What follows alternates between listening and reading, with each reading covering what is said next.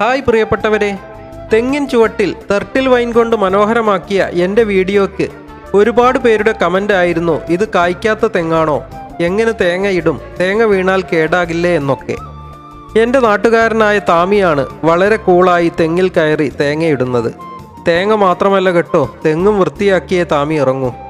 ഏതായാലും ചെടിയിൽ വീണ തേങ്ങയെല്ലാം ഞാൻ എടുത്തു ഒഴിവാക്കി, അതിലെ കച്ചറയെല്ലാം പെറുക്കി വൃത്തിയാക്കി. അങ്ങിങ്ങ് ചെറിയ പരുക്കുകളൊക്കെ പറ്റിയിരുന്നു.